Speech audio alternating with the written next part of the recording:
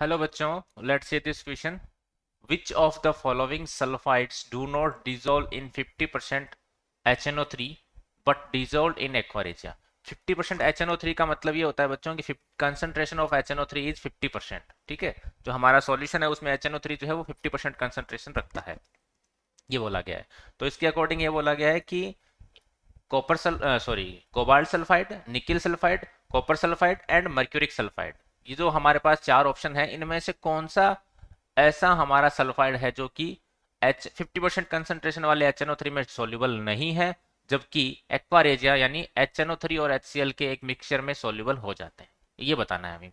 तो देखो बच्चों, इस क्वेश्चन के लिए मैं सबसे पहले आपको सॉल्यूशन बताता हूं. क्या होगा कि हमारा कोबाल्ट सल्फाइड, निकिल सल्फाइड और copper sulphide, nickel sulphide and HgS, ये तीन जो हैं ये हमारे पास क्या होते हैं, HNO3 में सॉल्युबल नहीं होते हैं. HNO3 में इनसॉल्युबल होते हैं, इनसॉल्युबल. ठीक है, अगर इन्हीं को ही हमें सॉल्युबल बनाना है, अगर इन्हीं को HNO3 में अगर हमें सॉल्युबल बनाना है, तो इसके लिए हमें क्या करना है. यहाँ बोला गया 50%, यहाँ बोला गया है 50%, लेकिन इसको हम सॉल्युबल बना सकते हैं. कैसे कि हम अगर हमारे पास कंसंट्रेशन ऑफ HNO3 जो कि कितनी हो जाए 70%, तब यही क्या हो जाएंगे, सॉल्युबल.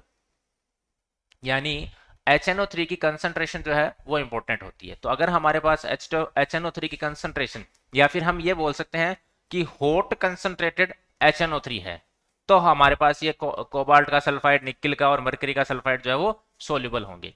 ठीक है, लेकिन 50% में 50% HNO3 कंसंट्रेटेड में ये सोल्यूबल नहीं होते हैं. क्लियर. तो हमारे पास इनको अगर हम सोल्यूबल बनाना है, अगर हमें इन तीनों को सोल्यूबल बनाना है, तो हमारे पास एक ऑप्शन आता है एक्वा रेजिया. एक्वा रेजिया में इजीली सोल्यूबल होते हैं.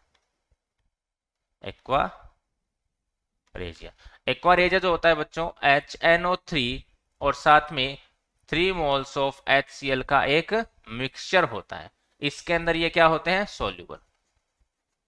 इसके अंदर ये सॉल्युबल होते हैं. क्लियर. तो सबसे पहली बात तो हमारे पास ये हमने रिजल्ट निकाला है इसके अकॉर्डिंग.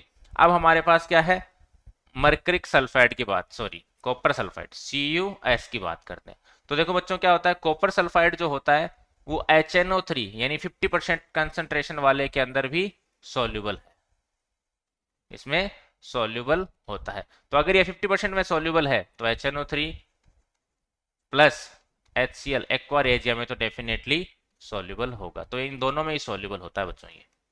ठीक है, तो आपको मैं किसी एक की रिएक्शन भी समझा देता हूँ, सेम रिएक्शन जो है वो बाकी सब भी फॉलो करेंगे. तो जैसे मान लो मैंने क्या किया है, यहां पर लिया, मान लो अपन ले लेते हैं मर्क्यूरिक सल्फाइड HgS. HgS की रिएक्शन मैंने करवाई है यहाँ पर HNO3 यानी aqua regia 3 moles of HCl. ठीक है, तो यहां पर Hg जो है, बाकी सेम, बाकी रिएक्शन जो है कोबाल्ट की, निकिल की, ये भी क्या रहेंगी, सेम रहेगी बच्चों.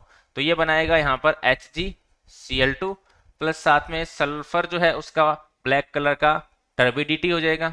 सल्फाइड क्या होता है, ब्लैक कलर की टर्बिडिटी शो करता है. साथ में हमारे पास यहाँ NOCl बन जाएगा, NOCl भी बन जाएगा. तो यानी यहाँ पर Hg जो है वो क्या हो गया, सोल्यूबल. यहाँ Hg क्या हो गया हमारे पास, सोल्यूबल है बच्चों. इसी तरीके से मैं आपको इस, ये जो हमारा कॉपर सल्फाइड है इसकी रिएक्शन भी बता देता हूं. यहाँ पर कि हमने लिखा कॉपर सल्फाइड प्लस हमने इसको HNO3 में सोल्यूबल किया, तो ये हमें पता है ये तो सोल्यूबल है सीधा सीधा. तो क्या बन जाए, copper nitrate, NO3 whole twice. ये इसके अंदर सोल्यूबल है तो कॉपर नाइट्रेट बन जाएगा. ठीक है ना.